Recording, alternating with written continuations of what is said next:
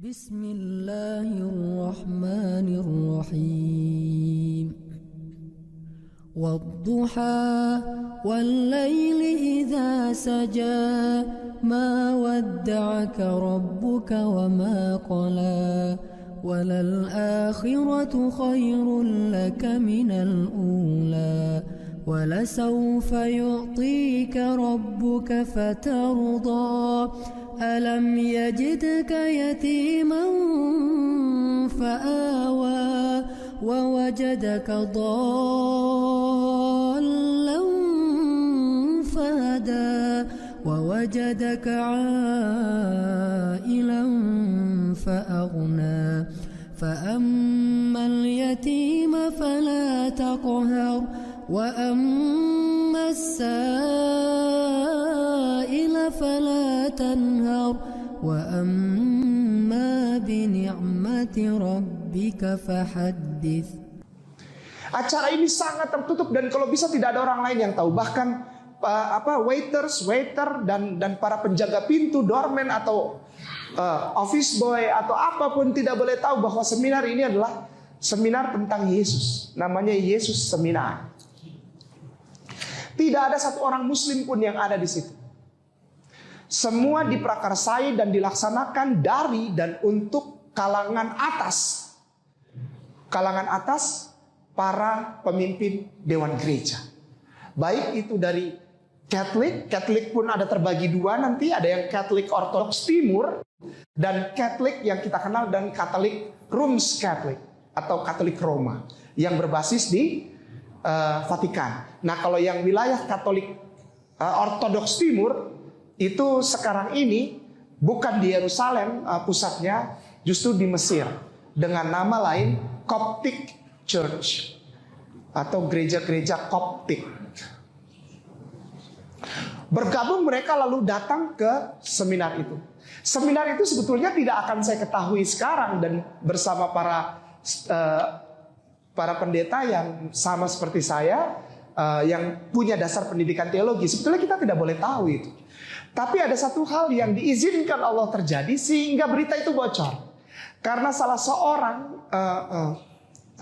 peserta namanya Jeremy White atau biasa dikenal dengan nama Profesor Dr. J. Smith White, J.S. White Senior, yang untuk kemudian anaknya meneruskan cita-cita beliau namanya Dr. J. Smith Junior, JN. Nah, beliau ini datang ke tempat tersebut, ke Florida, dengan membawa seorang teman yang pekerjaannya adalah wartawan. Pekerjaannya adalah wartawan. Dan dijanjikan kalau ikut seminar itu tidak boleh explore, tidak boleh di-share, di-broadcast. Semua yang dia dengar dan dia lihat, dia catat di tempat itu.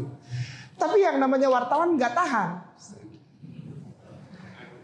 Dia tulis setiap rincian ketika datang bersama dengan Profesor White di situ. Dan dia tulis semua sampai ketika mandi, bagaimana keadaan kamar, dia foto, dia bikin rekaman segala macam. Dan itu tidak diketahui.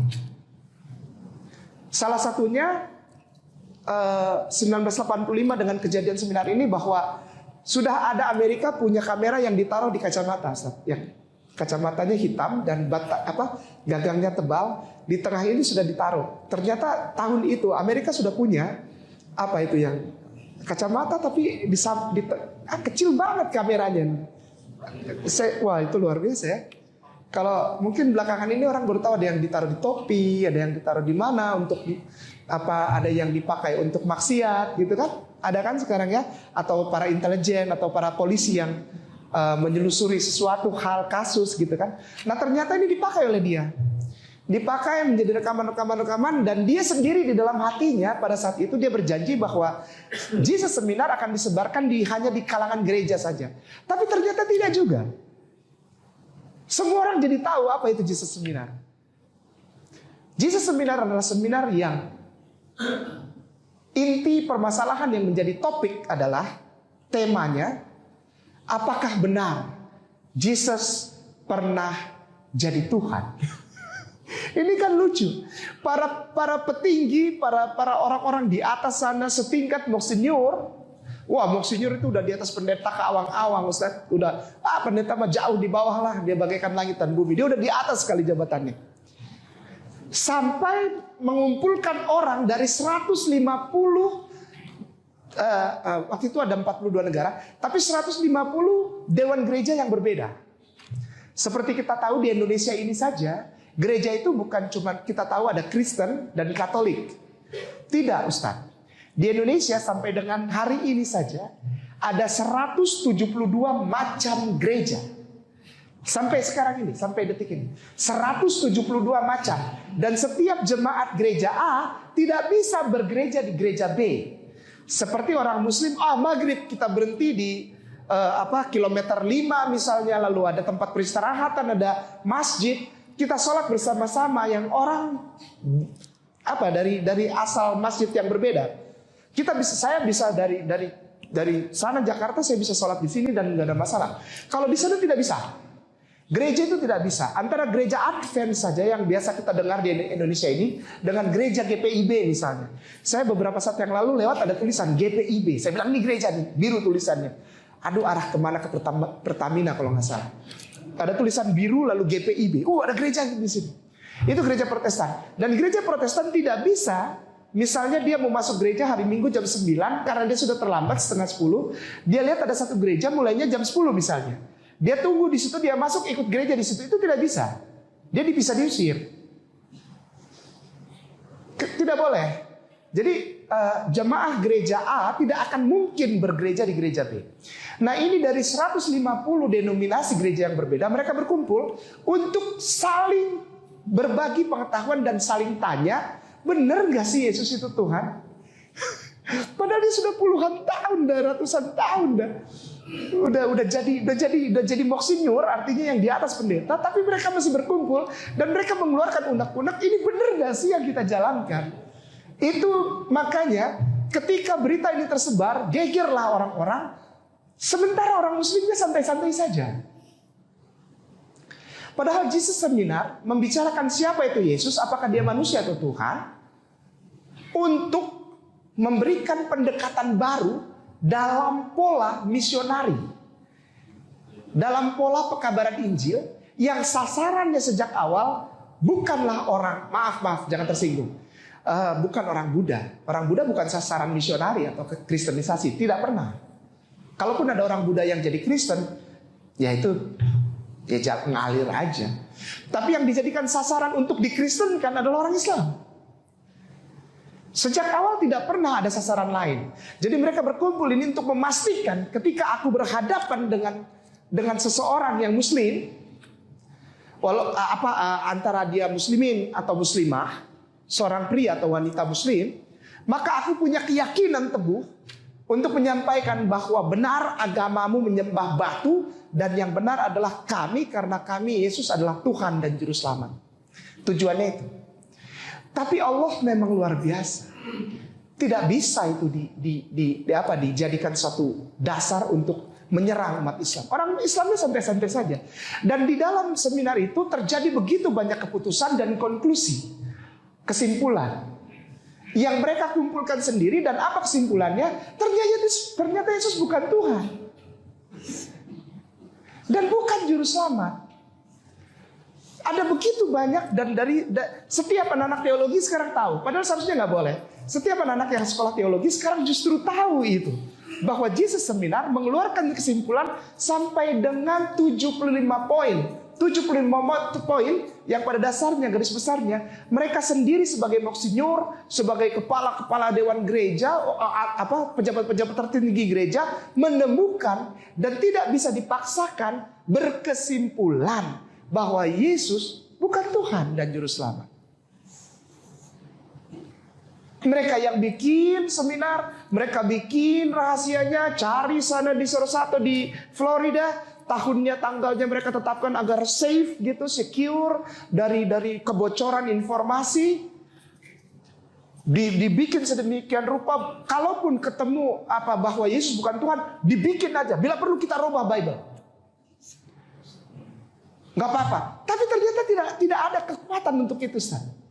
Sampai akhirnya kesimpulan demi kesimpulan, poin demi poin yang mereka tulis sendiri, itu menyatakan bahwa Yesus tidak pernah jadi Tuhan.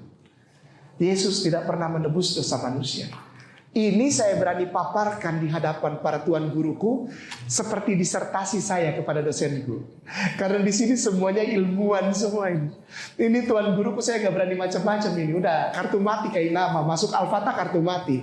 Kayak nama udah kelihatan ukurannya semana gitu. Kalau orang Betawi bilang, ente udah ketakar, udah tertakar gitu. Sebagai gambaran bahwa umat Islam tidak pernah peduli. Kau mau bikin apa kok terserah. Yang penting aku sampaikan kepada kamu bahwa kami memuliakan Yesusmu. Bagaimana Yesus harus dipermuliakan? Itu Islam. Bagaimana? Proporsional. Tidak lebih, tidak. Ya udah jalan. Oh Yesus Tuhan, Yesus Tuhan. Mentok. Akhirnya bilang Yesus bukan Tuhan. Yesus tidak pernah jadi juru selamat. Dosa urusan masing-masing. Yesus tidak pernah menebus dosa. Yesus tidak pernah dipaku di kayu salib. Ini kan dahsyat. Yesus tidak pernah mengajarkan baptis orang. Saya lihat udah begitu banyak para tuan guruku bawa buku hijau. Saya kalau ngeliat Bible hijau ini saya serem, Ustaz. Karena tidak semua orang punya Bible hijau. Saya aja yang mantan dari sana nggak pernah punya yang hijau. Karena ini keluaran khusus ini. Selama ini Bible itu yang dikasih dari sinodal itu warnanya biru tua atau hitam. Kalau kita sudah naik, sudah belajar misalnya secara spesifik, contohnya jika seseorang telah selesai strata 1 lalu ngambil strata 2 misalnya, pasca sarjana, itu baru dapat yang putih. Hijau nggak pernah dikasih. Maka itu saya bilang ini orang hebat sekali. Jangan-jangan ini orang sinode GPIB atau perwakilan Vatikan. Karena ini warnanya hijau, Ustaz. Hijau nggak pernah punya, serius deh. Sekarang Ustaz jalan-jalan deh ke Gramedia atau kemana atau ke buku ya. Ada situ Kristen ya atau Katolik. Nanti di bawahnya ada Bible dijual ya. Cari yang warna hijau. Serius, cari yang warna hijau. Tidak ada, ini khusus ini. Saya bingung ini para Ustaz nih guru sekolah minggu apa gimana? Kok bawahnya yang hijau? Hijau itu istilahnya staf khusus, staf khusus. Beneran, saya nggak pernah pegang hijau, nggak pernah. Baru tadi malam ketemu Ustadz di masjid apa sih? Ar-Rahman. Saya pegang ini, ya Allah. Ini yang dimimpikan oleh para mahasiswa teologi. Pegang Bible warna hijau. Dia bawa enak aja, dia masukin. Kita setengah mati cari dulu waktu mahasiswa tuh warna hijau. Nggak ada. Ada warna hijau tapi di library di perpustakaannya STT Jakarta tuh di Menteng 27. Jalan Proklamasi 27, Menteng. Sekolah Tinggi Teologi Jakarta. Ada warna hijau, tapi di dalam lemari. Saya akan mengajak para ustadzku dan para ustazahku untuk melihat bahwa keagungan Islam belakangan ini justru sedang dicoba untuk dirongrong. Ditekan keagungan dan kedamaian sejahtera Islam itu dirongrong habis-habisan. Dibilang radikal. Mau dekat 25 Desember dibilang anti toleransi. Tidak toleran katanya. Tidak menghargai agama lain. Egois. Udah dibilangin gak usah ngumpul 212 masih ngumpul juga. Egois. Mau menang sendiri. Itu Islam tuh. Ini sedang dilepas. Isu ini sedang dilepas. Untuk apa? Untuk membuat Islam di mata orang-orang non-Muslim itu minus. Awalnya nggak boleh ngucapin selamat Natal, nanti timbul masuk ke dalam fase yang radikal, yang lemah. Ya, ada istilah itu. Radikal ada yang lemah, ada yang sedang, ada yang keras katanya. Ini sebetulnya radikal apa ngomongin tegangan listrik? Ini kadang-kadang orang bikin statement tuh aneh-aneh aja dan dilepas lagi di TV. Bin lagi yang ngomong. Allahu Akbar kabiro. Radikal ada 3 macam katanya, yang lemah, yang sedang, yang keras. Ini udah kayak tegangan tinggi. Ada yang 220 volt. Ini sebetulnya ngomongin kabel apa? Allahu Akbar. Pertama itu tidak toleran katanya. Nanti tidak toleran baru naik ke ekstrim. Ekstrim radikal, radikal terorisme gitu maksudnya katanya. Jadi dibagi-bagi lah orang Islam ini. Yang bagi itu mereka gitu. Ini gimana sih, kok punya hak apa bagi-bagi? Kau tahu aja tidak gitu. Apakah hanya Islam yang radikal di tempat ininya dilepaskan para intel untuk mencatat sampai detik kelima sudah menjelekkan agama lain. Detik kelima saya aja duduk ini detik kelima ini. Bagaimana menjelekkan agama lain detik kelima? Allahu Akbar kabiro. Katanya detik kelima. Lalu dipertanyakan sama orang tuaku tersayang Kiai Tengku Zulkarnain. Apakah ini hanya masjid saja? Oh enggak. Ini masuk ke semua rumah ibadah yang dari berbagai latar belakang agama dan kepercayaan. Oh ya? Ketika saya nonton itu, waktu itu di TV One. Ketika saya nonton, saya pikir apa? Sudah masuk ke apa? Intel itu sudah masuk, intelligence itu sudah masuk ke rumah ibadah yang lain selain Islam. Tapi mereka cuma bilang Islam yang radikal. Saya ketawa, Ustaz. Karena apa? Karena dulu waktu saya di atas mimbar, ya mungkin ada bung Ustadz di belakang yang tahu. Waktu saya di atas mimbar, itu saya mengajarkan radikalisme. Kurang radikal bagaimana? Radikalisme saya ajarkan.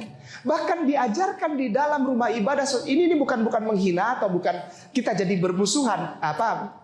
Jadi ada gap antar. Ini informasi bukan informasi pecah belah. Bukan untuk membuat ada permusuhan antara Islam dan enggak, ini saya cerita saja. Bahwa dulu saya sebagai orang yang di atas mimbar, bukan di tempat duduk di jemaat, bukan, saya di atas mimbar, itu mengajarkan bahwa bahkan kepada anak-anak dari sekolah minggu, anak-anak masih kecil. Saya Laskar Kristus, Laskar.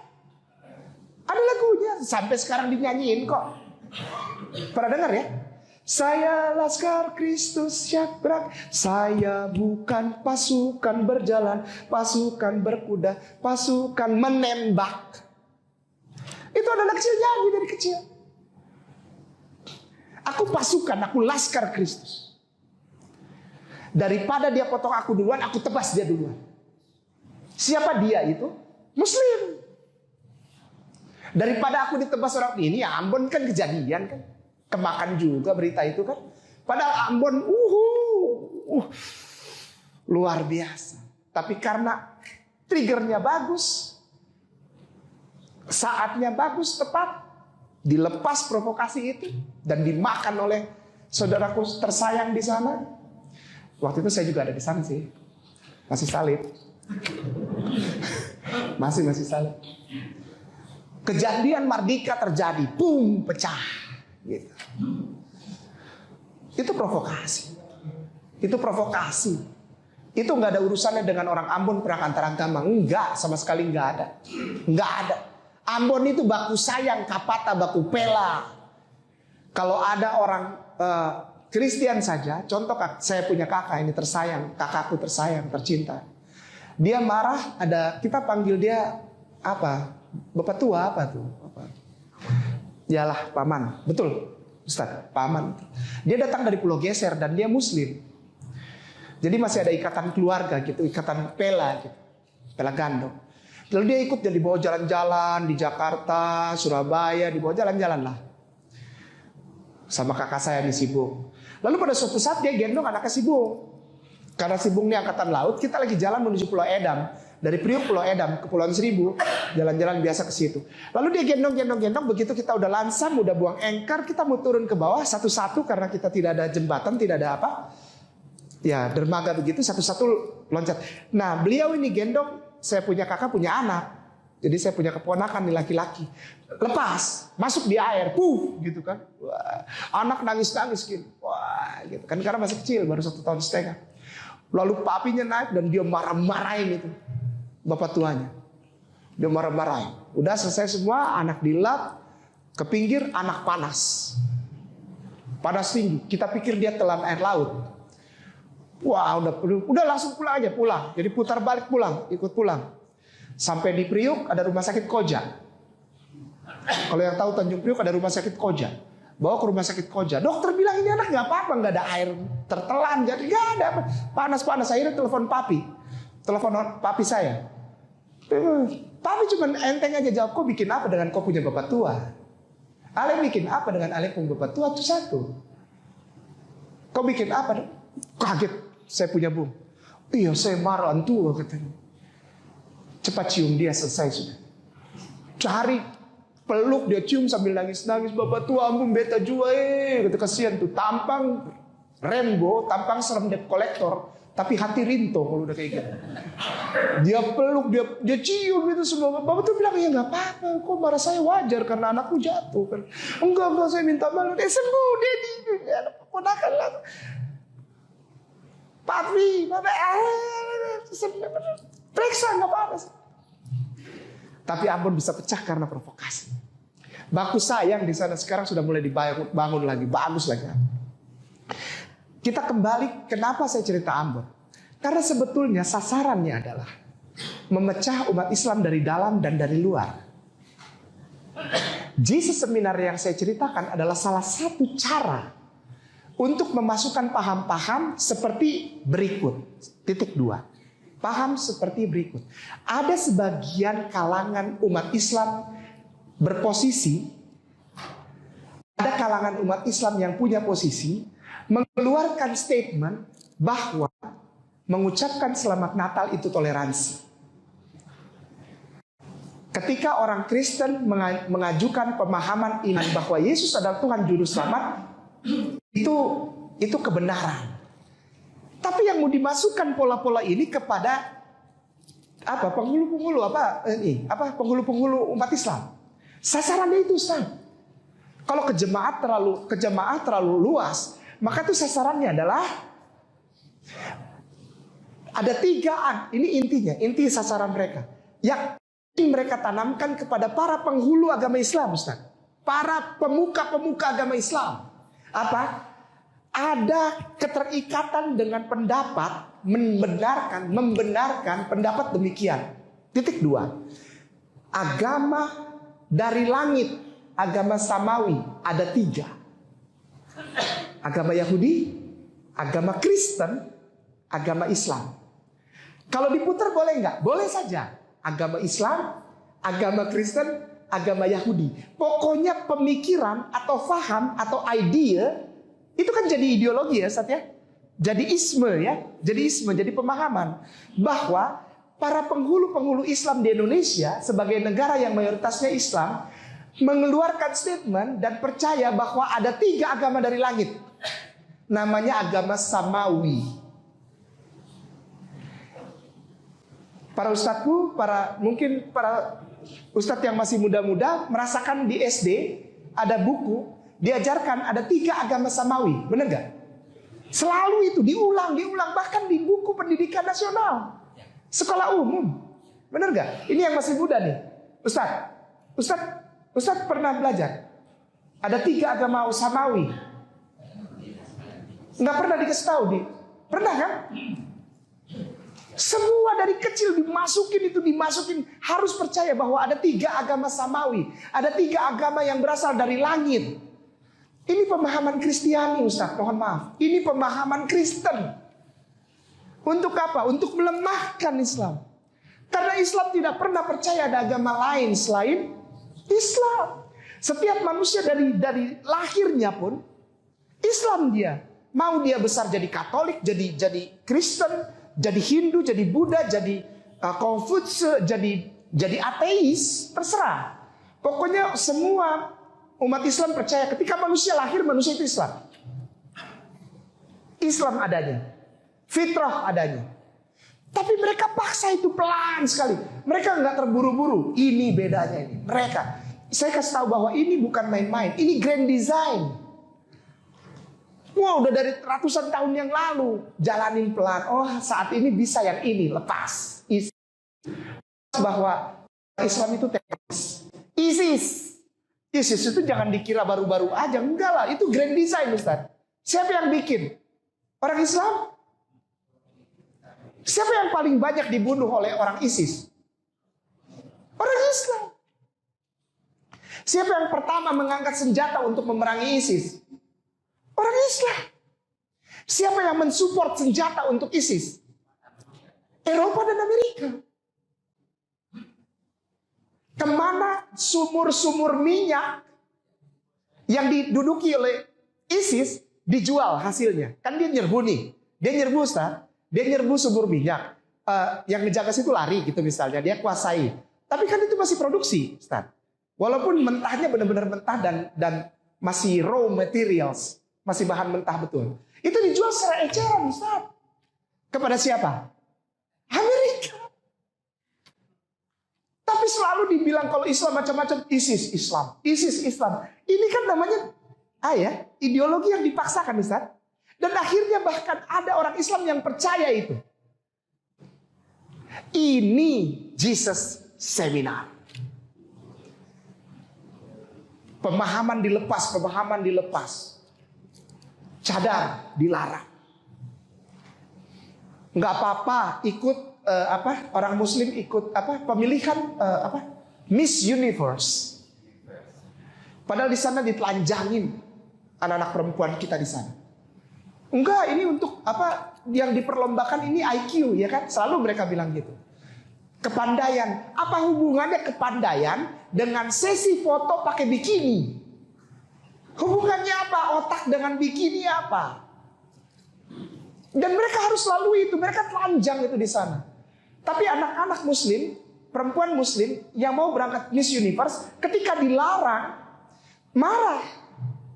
Islam mengekang kebebasan wanita. Sadar. Tolong. Padahal mereka rata-rata S1, S2 dan grade-nya itu mendekati cum laude. Allahu Akbar kabiro. Orang-orang pintar. Enggak apa-apa menikah beda agama. Nah, mulai ada orang tua yang bilang gitu tuh. Semua agama kan baik ya. Tuhan itu satu. Siapa yang pertama kali melepaskan kata-kata ini supaya laku di pasaran? Orang Kristen. Aduh, jahat itu. Orang-orang itu. Teman kantorku. Semenjak si Ambon itu datang ke Al-Fatah, tidak ada lagi yang mengucapkan selamat Natal kepadaku. Tuh gara-gara si Ambon debt collector itu tuh. Si Kainama tuh, nggak tahu dia dari mana itu orang. Diundang ke Al-Fatah, dia bilang tidak bisa menyampaikan selamat Natal. Nggak toleransi. Membuat perpecahan. Anti NKRI. Gitu nggak pernah ciumin tanah Indonesia. Saya jadi Muslim, saya ciumin tanah Indonesia sebagai bukti bahwa aku cinta NKRI. Nggak cuma ngoceh aja ngomong. Aku Pancasila, aku Indonesia, aku Bhinneka, NKRI harga mati. Ya lu aja yang mati. Ya orang begitu habis ngomong itu terus bukannya dibahas tentang Pancasilanya malah joget. Ke kiri, ke kiri, ke kiri, terus ke kanan, ke kanan. Ini sebetulnya mau belajar Pancasila apa jadi tukang parkir? Banyak yang dilepas. Contohnya ya Ustadz ya. Contoh, ini maaf. Ustadz sudah bawa Bible dan saya percaya ketika kita bertemu pasti ada yang lain yang bawa Bible. Jadi saya minta tolong Ustadz bukain Bible buat saya. Ini contoh yang dilepaskan selain daripada agama dari langit itu ada 3. Terus mengucapkan selamat itu hubungannya dengan toleransi, selamat Natal. Lalu semua agama kan sama ya. Baik ya, gitu kan? Dan itu Yesus itu adalah Tuhannya orang Kristen. Yesus itu Tuhannya orang Kristen. Walaupun dia memutuskan dan menemukan bahwa Alkitab tidak pernah menunjukkan Yesus Tuhan. Dan itu salah satu poin kesimpulannya. Saya minta tolong Ustadz yang warna itu ada 2 warna ya. Coaknya apa? Ceruknya itu warnanya sama semua hitam atau ada merahnya? Tidak ya? Baik. Saya minta tolong di ceruknya itu dicarikan Matius pasal 28 ayat 19.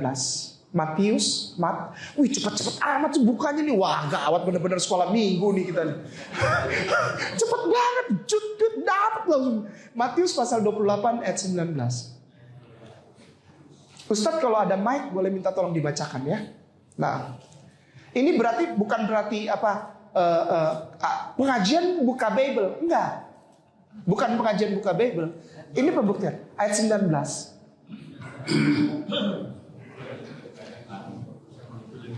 Karena itu pergilah. Ya, ini Ustaz. Karena itu pergilah, jadikanlah semua bangsa muridku, dan baptislah mereka dalam nama Bapa dan Anak dan Roh Kudus. Iya.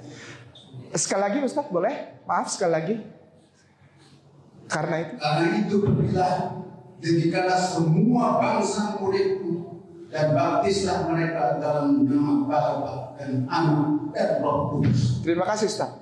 Ini aja udah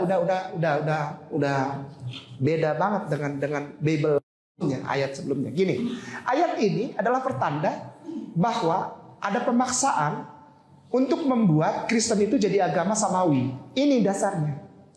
Ketika di situ dikatakan bahwa Yesus berkata, karena itu pergilah kepada seluruh bumi, jadikan setiap bangsa muridku, baptislah mereka di dalam nama Bapa, Putra, dan Roh Kudus. Sementara dia tanya sama umat Islam di Indonesia sekarang, toleransimu mana? Itu toleransi bukan? Itu toleransi bukan?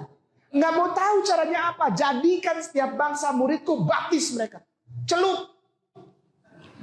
Nggak ada urusan. Celup.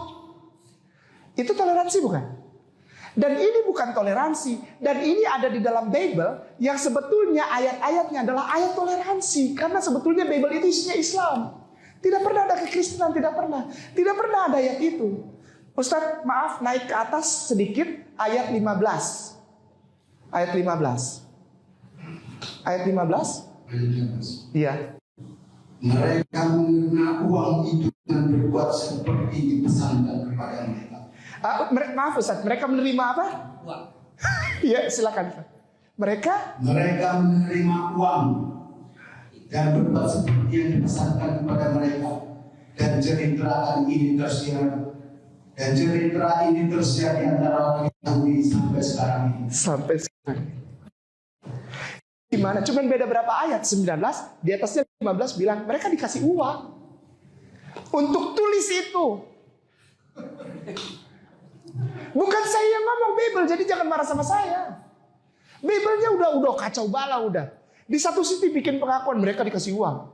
Zaman dulu udah ada model begitu, bukan cuma mau pemilihan aja Ustaz. Di Indonesia pemilihan banyak yang dapat uang. Ya, di sana udah mulai dari tahun 0 ini tahun 0. Udah Ustaz, kita pindah dulu Ustaz. Tadi disuruh baptiskan setiap orang ya, baptiskan ya. Ustaz mohon maaf banget. Karena Ustaz yang pegang Bible, saya cuma nyebutin aja. Ini bukan kurang ajar sama orang tua, bukan. Tapi karena orang tua yang punya Bible. Yohanes pasal 4 ayat 2. Tulisannya Yohanes pasal 4 ayat 2. Yesus menyuruh anti toleransi katanya. Nggak mau tahu, pokoknya baptis semua orang jadi Kristen. Tapi di Yohanes 4 ayat 2, silakan dibaca Ustaz. Meskipun Yesus sendiri tidak membaptis. Ulang Ustaz, Meskipun Yesus sendiri tidak membaptis, melainkan murid-muridnya. Ini kan aneh Ustaz. Yesus nyuruh, baptiskan semua orang, jadikan semua bangsa muridku. Baptiskan mereka di dalam nama Bapa, Putra, dan Roh Kudus. Tapi Yesusnya nggak pernah baptis. Ini kan aneh. Udah gitu, baptiskan mereka di dalam nama Bapa, Putra, dan Roh Kudus. Saya minta tolong geser lagi, Ustaz, supaya kita bisa lihat ya kerangkanya ya. Apa yang akan dia lakukan kepada Islam? Kerangkanya. Kisah para Rasul 19 ayat 2. Kisah para Rasul 19 ayat 2. Ini bukan mau menjatuhkan kekristenan lalu kita punya musuh, enggak. Kita jadi kasihan sama saudara kita. Makin sayang, mereka mengikuti yang sebetulnya nggak ada, Ustaz. Dan mereka berpegang. Silakan, Ustaz. Iya. Katanya kepada mereka, sudahkah kamu menerima Roh Kudus? Sudahkah kamu menerima Roh Kudus? Ketika kamu menjadi percaya? Iya.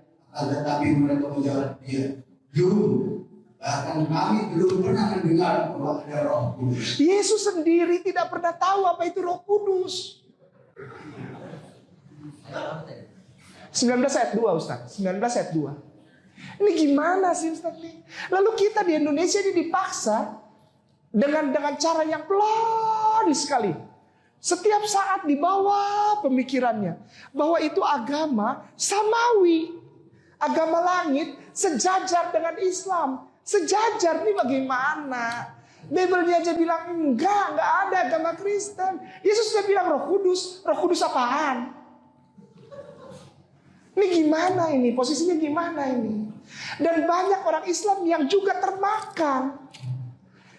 Karena setiap hari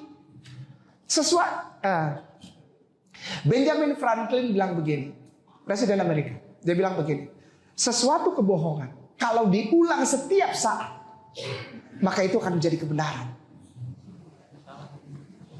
Kita rehat sejenak. Bisa. ILC. Selalu dikutip itu kata-kata orang besar. Para ustadku, lanjut ya. Kita sekarang sedang mau diarahkan kemana? Jadi saya bukan menjadi kita jadi malah jadi bermusuhan, enggak. Maksudnya gini, timbul rasa kasihan, Ustaz. Setelah kita baca ini, timbul rasa kasihan kepada siapa? Kepada saudara kita Kristian. Kok lu kayaknya ngotot banget sih lu? Lu ngotot banget kepada sesuatu yang tidak pernah ada. Dan minta orang Islam toleransi kepada sesuatu yang tidak ada. Saya bukan menjelek-jelekan, saya nggak pernah. Saya cinta. Aduh, beta sayang, gandong. Sampai di Ambon itu dipanggil sana Obed, kita acang. Di sana Serane, kita nih salam. Itu saking sayangnya orang Islam itu tidak mau beda-bedakan. Kamu beta pun gandong, siapa Obed? Nggak tahu namanya, kita kasih nama aja Robert gitu. Coba panggil Obed. Dia panggil kita Acang, karena dulu namanya orang Islam Hasan. Ada orang Ambon di sini. Kalau ada orang Ambon kasih tahu itu cerita Acang dan Obed. Sampai jembatan itu dibangun oleh Pak SBY lalu diresmikan oleh Pak Jokowi. Ya sekali lagi ini penekanan aja, ngerti lah. Dibangun oleh Pak SBY, diresmikan oleh Pak Jokowi, ya ini supaya jelas saja. Saya takut ditangkap. Ketika diresmikan namanya Jembatan Merah Putih. Kalau ke Ambon tahu itu. Namanya Jembatan Merah Putih. Merah putih artinya sebetulnya bukan bendera merah putih, bukan. Yang sebelah sana merah Kristen, yang sebelah sini ke arah Batu Merah sana itu kelompok Muslim. Jadi di tengah-tengah itu bertemu. Nama jembatan itu mempersatukan. Pela gandong itu merah dan putih, itu jembatan itu. Disuruh telan terus orang Islam itu, disuruh telan aja untuk sesuatu yang tidak pernah ada. Lanjut. Belum Isa. Ya Allah. Lukas pasal 1 ayat 26. Lukas pasal 1 ayat 26. Dan ini semua sudah dimaklumkan oleh Al-Quranul Karim di dalam surat Ali Imran yang tadi malam kita ngobrol, Ustaz. Surat Ali Imran ayat 84 dan 85. Dahsyat ya Al-Quran ya. Dahsyat. Zalikal kitabul la raiba fihi hudalil muttaqin, itu benar-benar terjadi. Tidak ada keraguan dalam ayat Al-Quran. Kalau ini isinya keraguan semua, udah bingung kita. Kitab Lukas pasal 1 ayat 26. Boleh gantian Ustadku yang mulia? Boleh gantian dengan oh nggak apa-apa? Ya baik. Lukas pasal 1 ayat 26 silakan dibaca. Dalam bulan yang ke-6 Allah menyuruh malaikat Jibril pergi ke sebuah kota di Galilea bernama Nazar. Kepada seorang perawan yang bertunangan dengan seorang bernama Yusuf dari keluarga Daud. Nama perawan itu Maria. Iya. Bulan ke-6, terima kasih banyak Ustaz. Bulan ke-6, mari kita hitung. Januari, Februari, Maret, April, Mei, Juni. Pertama kali Gabriel datang atau Jibril alaihissalam datang menurut Alkitab, bukan menurut Al-Quran. Menurut Alkitab. Gabriel atau Jibril alaihissalam pertama kali datang mengutarakan salam kepada Maria atau Maryam, ibunda Isa alaihissalam. Salam Maria penuh rahmat Tuhan sertamu, terpujilah engkau di antara para wanita. Ave Maria, gratia plena Dominus tecum. Sekarang jadi doa utama saudara kita Katolik pakai gini juga Ustaz. Pakai ini. Ya, rosario. Kayak tasbih tapi ujungnya ada salib. Itu doa utama, itu doa paling suci. Salam Maria, Ave Maria, gratia plena Dominus tecum. Itu gitu. Dia baru salam. Itu bulan ke-6, bulan Juni. Pada bulan ke-7 dia bilang sama Maria, dia datang lagi pada bulan Juli. Datang bilang, Maria, engkau akan memiliki seorang putra. Lalu Maria bilang, bagaimana aku bisa mengandung? Tak ada seorang laki-laki yang menyentuh aku. Betul Ustaz? Ada di Al-Quran juga ya. Tidak ada laki-laki, belum ada laki-laki yang menyentuh aku masih perawan. Lalu bunyilah firman itu, kun, maka jadilah. Cuma di Bible bilangnya kan bukan kun fayakun, maka jadilah. Maka jadilah, lalu hamil. Berarti usia kandungan 1 bulan itu bulan Agustus. Mari kita hitung. Agustus, September, Oktober, November, Desember. Tuhannya orang Kristen lahir prematur. Iya, ini terus terang saja Ustaz. Prematur kan 5 bulan. Isa. Agustus, September, Oktober, November, Desember. Prematur. Ini terakhir sebelum sholat Isya. Lukas pasal 2 ayat 6. Apakah Yesus lahir prematur? Al-Quran menjawab tidak. Iya tak? Maria bersandar di pohon kurma. Lalu kurma diperintahkan Allah melalui malaikat Jibril alaihissalam melepaskan buahnya yang sudah matang, betul? Dan Maria memakan itu dan setiap sampai detik ini setiap wanita yang habis melahirkan alangkah baiknya minum sari mengembalikan darah yang hilang itu. Bagus untuk tenaga wanita habis melahirkan. Lalu apakah Alkitab setuju dengan itu? Lukas 2 ayat 6. Ketika mereka disibuk tibalah waktunya bagi Maria untuk bersalin. Waktu bersalin sudah tiba. Apakah waktu bersalin 5 bulan? Tidak. Berapa? 9 bulan 10 hari. Hitung. Desember, Januari, Februari, Maret. Sorry ya, bukan saya yang bicara. Alkitab menegaskan Yesus tidak pernah lahir 25 Desember. Karena hari itu udara suhunya paling panas 4 derajat Celcius. Kalau tengah malam bisa 1 atau 2 derajat di bawah 0 Celcius. Apa jadinya anak bayi lahir prematur 5 bulan, suhu udara 0 derajat sampai 4 derajat Celcius di udara terbuka di kandang, lalu ditaruh di atas palungan tempat makan hewan yang tidak higienis. Apa yang akan terjadi dengan Yesus kecil itu? Mati dia. Orang Kristen gak punya Tuhan. Tapi Alkitab menegaskan bahwa dia lahir bulan April. Lalu ulang tahun siapa ini 25 Desember nih nanti sebentar lagi nih? Yang orang Islam dipaksa untuk toleransi dong. Toleransi bagaimana? Yesus pun lahir bulan April. Orang Islam mengucapkan selamat Natal berarti orang Islam juga tolol. Tidak, orang Islam itu cendekia pemikir. Kalau kita setuju selamat Natal ya, pertama kita membatalkan ayat ketiga dari surat Al-Ikhlas. Batal. Orang Islam membatalkan sendiri ayat ketiga dari surat Al-Ikhlas. Kalau kita selamat Natal, kita setuju Tuhan dilahirkan. Saya tutup dengan kata-kata kenapa kita tidak mengucapkan selamat Natal. Pertama, ya memang gondrong, bewok, bule itu yang suka ada lihat gambar-gambar John Lennon itu di mana-mana. Ternyata dibilangnya lahirnya bulan April. Tuh, itu pertama, poin pertama. Dia lahir bulan April. Bible yang bilang. Yang kedua, 25 Desember adalah hari lahirnya yang diperingati hari lahir setan yang namanya Sol. Dies natalis solis invictum Deo. Dies day, hari.